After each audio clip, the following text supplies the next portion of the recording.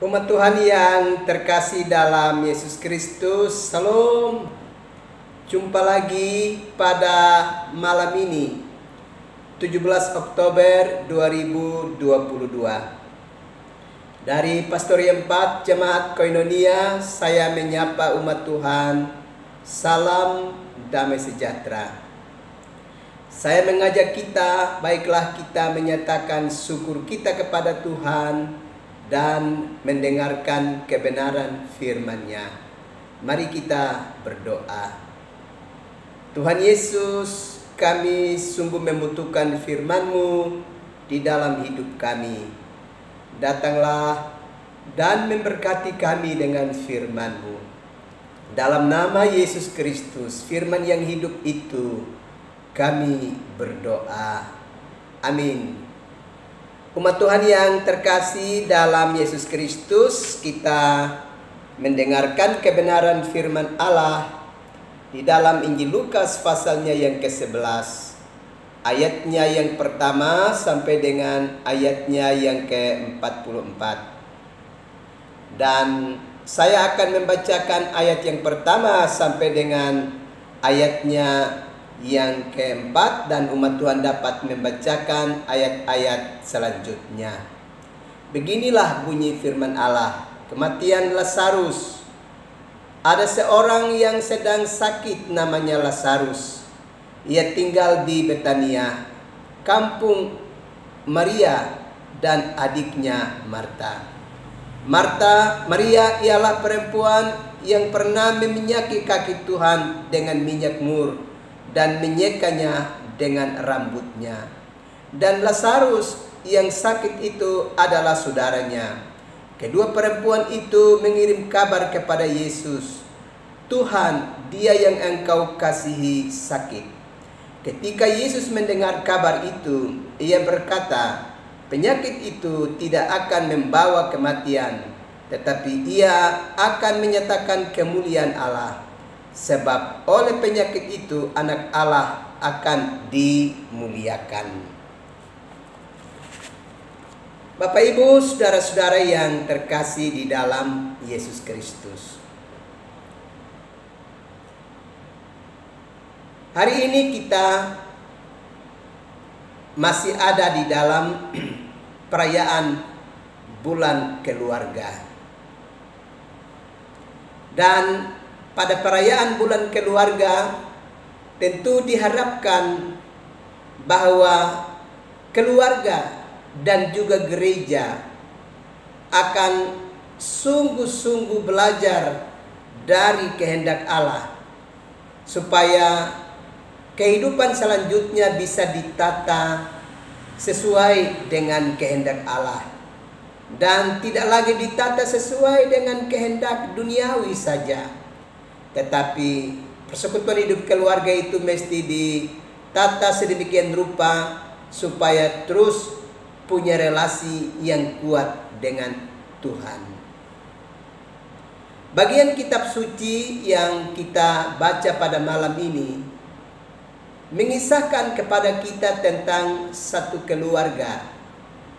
Dan di dalam satu keluarga ini 3 nama disebutkan, yakni Maria, Marta, dan Lazarus. Ternyata 3 pribadi ini, selagi Yesus masih ada di tengah-tengah kehidupan dunia secara kasat mata dan disaksikan oleh umat manusia, 3 pribadi ini adalah keluarga yang sungguh-sungguh punya relasi yang kuat dengan Yesus. Kita ingat bahwa Maria adalah salah satu pribadi yang pernah meminyaki kaki Yesus dan menyekanya dengan rambutnya. Dan pada saat dia melakukan perkara itu, justru murid-murid yang lain berkata bahwa mengapa dia dapat melakukan perkara itu? Bukankah minyak itu bisa dapat dijual dan keuangannya bisa dapat digunakan untuk bisa membiayai dan melayani orang-orang miskin. Bapak, Mama, saudara-saudara yang terkasih di dalam Yesus Kristus, yang pasti adalah tiga pribadi ini, Maria, Marta, dan Lazarus, adalah orang-orang yang selalu punya kerinduan untuk berjumpa dengan Yesus. Karena mereka secara kasat mata telah mengalami banyak perkara hebat yang dilakukan oleh Yesus di tengah-tengah kehidupan mereka. Dan mereka justru melihat bahwa pribadi yang satu ini bukanlah pribadi yang biasa. Dia adalah Mesias yang dijanjikan bagi kehidupan umat manusia. Dan hal itu diungkapkan oleh Marta. Marta mengungkapkan bahwa dia tahu bahwa Yesus adalah Mesias yang sudah dijanjikan untuk datang dan menolong kehidupan umat manusia. Bapak, Ibu, saudara-saudara yang terkasih di dalam Yesus Kristus. Dengan demikian, ketika Yesus hidup di tengah-tengah kehidupan dunia, tiga pribadi ini adalah pribadi-pribadi yang punya relasi yang sangat kuat dan baik kepada Yesus. Bahkan mereka selalu merindukan kehadiran Yesus di tengah-tengah persekutuan hidup mereka. Termasuk di saat Lazarus, saudara laki-laki dari Marta dan Maria itu mengalami sakit. Maka kedua perempuan itu sungguh merindukan supaya biarlah Yesus bisa datang ada di tengah-tengah kehidupan mereka dan berkenan menolong mereka keluar dari penderitaan yang tengah dialami oleh saudara terkasih mereka. Dan di dalam bacaan ini dengan jelas dikatakan bahwa di saat Lazarus ada dalam penderitaan sakit, mereka segera menginformasikan itu kepada Yesus tentang penderitaan yang tengah dialami oleh Lazarus, dengan harapan bahwa Yesus segera menghampiri mereka dan bisa dapat membantu mereka serta menolong Lazarus keluar dari sakit yang dialami. Dan di dalam bacaan tadi dengan jelas dikatakan bahwa ketika Yesus memperoleh kabar dari keluarga ini tentang Lazarus yang sedang ada dalam penderitaan sakit, maka Yesus mengatakan bahwa penyakit itu tidak akan membawa kematian bagi Lazarus, tetapi olehnya Anak Allah akan dimuliakan. Bapak, Ibu, saudara-saudara yang terkasih di dalam Yesus Kristus, dari cerita ini ada beberapa hal yang perlu kita perhatikan bagi kehidupan kita sebagai keluarga Allah di masa kini. Yang pertama, bahwa Marta, Maria, dan Lazarus adalah contoh dari kehidupan keluarga di mana mereka saling peduli satu terhadap yang lainnya di saat ada di antara mereka yang mengalami penderitaan.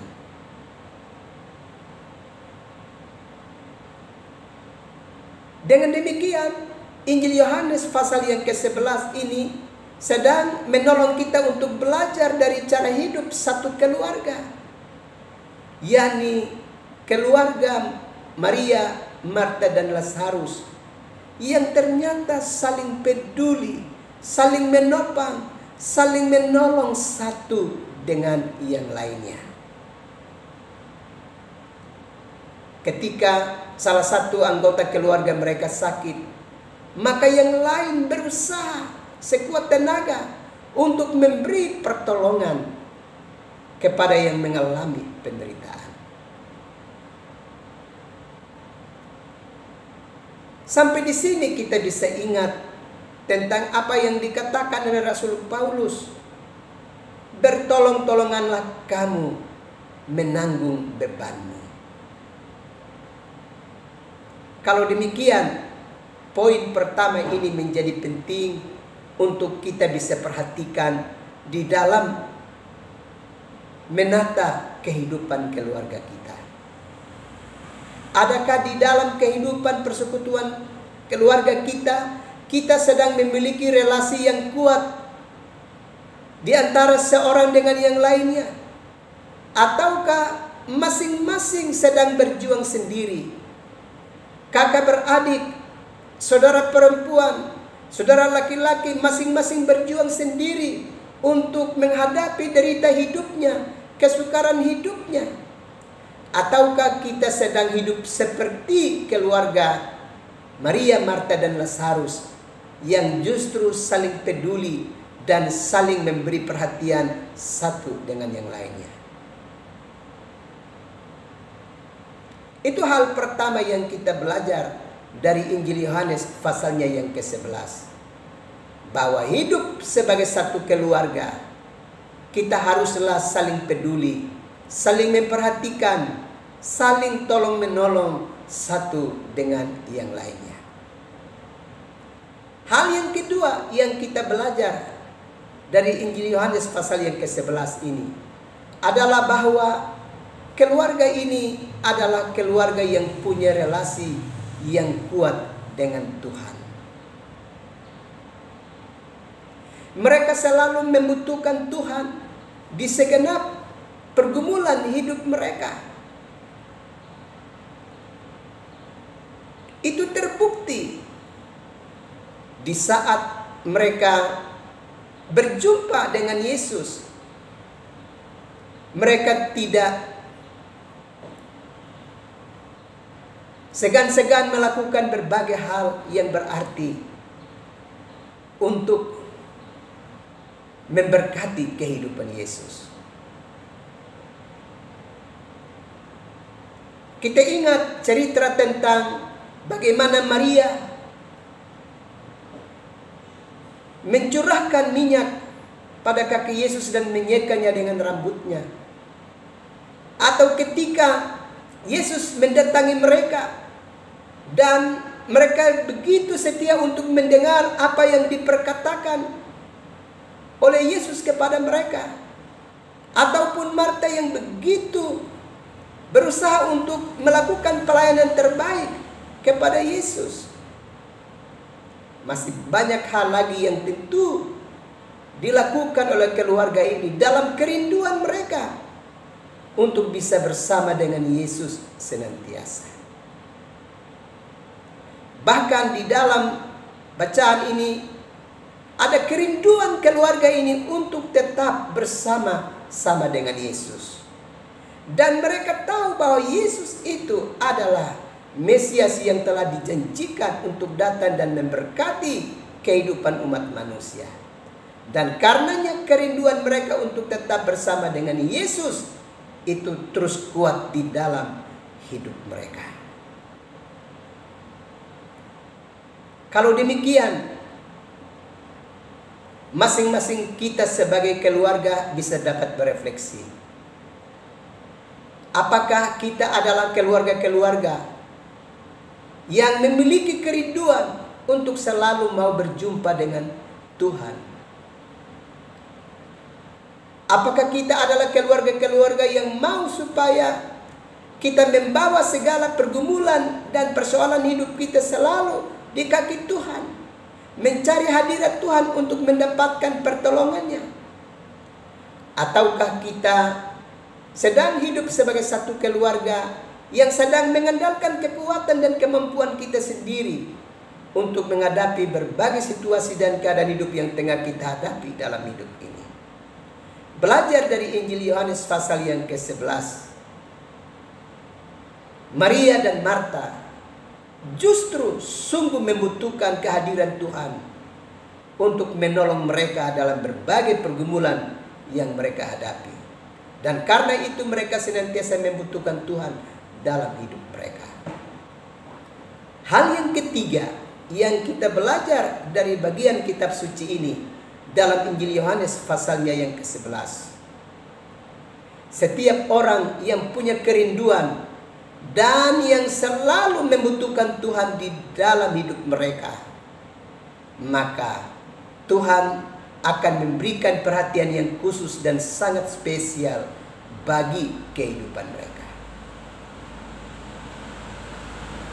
Itu terbukti di mana keluarga yang selalu membutuhkan Tuhan dan merindukan Tuhan di dalam kehidupan mereka telah mengalami sebuah kasih karunia dari Tuhan yang sangat luar biasa, di mana Yesus menjumpai keluarga itu, menolong mereka untuk mereka dapat mengalami kasih karunia dari Tuhan melalui kebangkitan dari Lazarus. Kalau demikian, maka hari ini hidup sebagai keluarga, kita harus punya kerinduan yang dalam dan amat sangat kepada Tuhan. Dan setiap keluarga yang punya kerinduan untuk selalu berjumpa dengan Tuhan, mendapatkan perhatian spesial, perhatian khusus dari Tuhan bagi kehidupan kita. Kita pasti bisa melakukan ini karena Roh Kudus ada di dalam diri kita untuk selalu berusaha untuk memiliki relasi yang kuat kepada Tuhan. Tuhan memberkati umat Tuhan sekalian. Amin. Mari kita berdoa.